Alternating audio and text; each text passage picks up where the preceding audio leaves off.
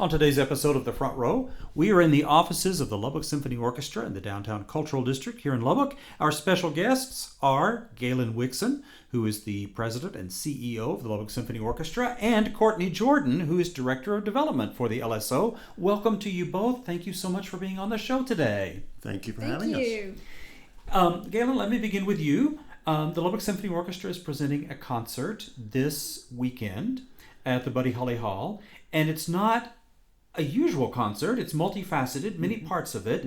Help us understand everything that's going to happen at the symphony this weekend. Okay, so it is an interesting evening, to say the least. So we'll start off with the doors opening at 5 o'clock, and we'll present the Boots part of this concert. So the concert's called Boots and Brahms. And Brahms. Okay. So the Boots part starts early at 5:30, and I'll let Courtney expand on that in a minute. And then after the Boots part, everybody will be welcomed into the hall. So we'll start with the Brahms First Symphony, which is a magnificent work and has all those incredible themes and that unbelievable last movement, which gets you cheering before the end even happens. And then, after intermission, we'll welcome our incredible guest artist, Will Hagen, who will perform the Brahms violin concerto. So it is an evening of Brahms. But again, we have this very unique start to the concert, and we need to hear more. So we hear the concert normally starting at 7:30 or 8 That's o'clock right. or something like that, but this is a 5 o'clock open, 5:30 beginning of a concert. What is the Boots part, Courtney? Okay, well, I'm glad you asked, because the Boots part is Hannah Jackson, who has sung with the symphony before. She is a multi-talented musician, and we will start with country sound and her local live band, and they're excellent, they're professional, and we will highlight her country side of her talent.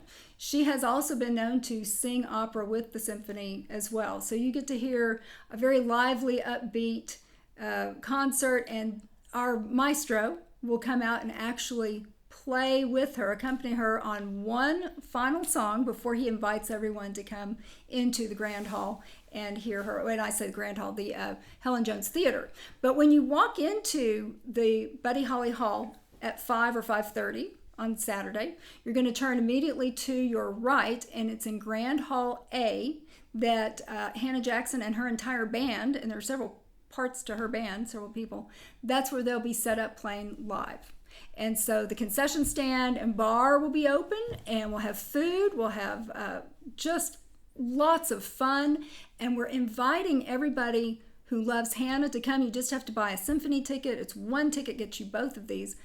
Come hear Hannah, but stay and hear the symphony. It's similar. It's live music. It's incredible talent. You can see the crossover of our musicians and all the fun sounds that live music is. So we're thrilled. We're hoping this broadens our audience base and enlightens some folks to the symphony who've not heard that before. Right. Well, lots and lots and lots of people love Hannah Jackson, incredibly well-known name in our community. And so here she is playing.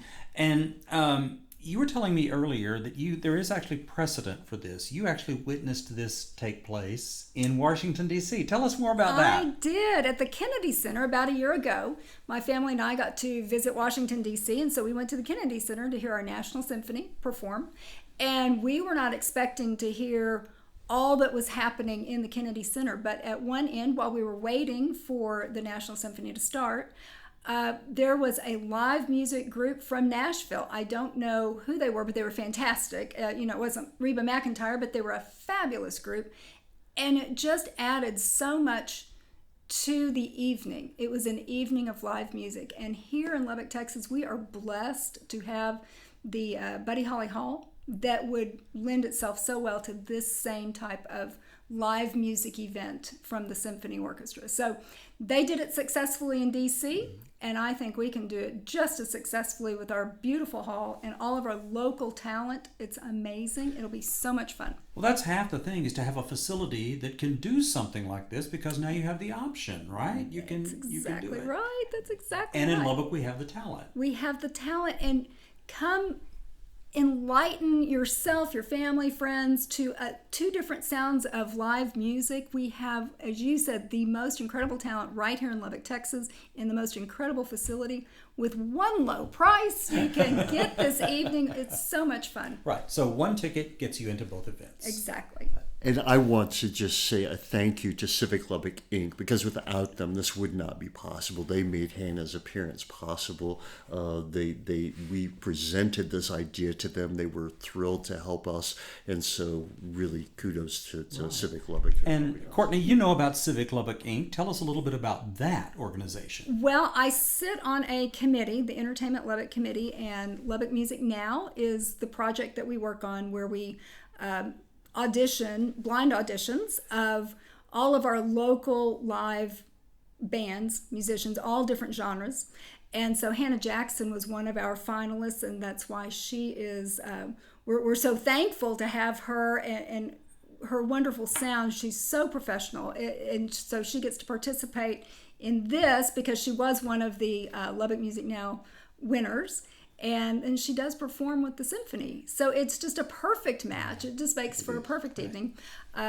So we, in addition to Civic Lubbock, we also have some funding from the Helen Jones Foundation and CH Foundation. So we're pleased because our musicians, they are professional and they need to be paid.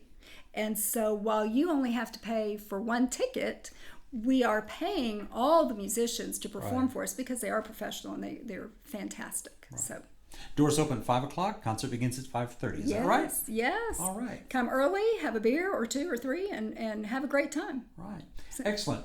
Thank you, Courtney Jordan, very much for helping us understand the beginning of the concert. Galen, let me ask you about the symphonic portion. Yes. 2 big pieces by Brahms. Big pieces by Brahms. You know, these are not...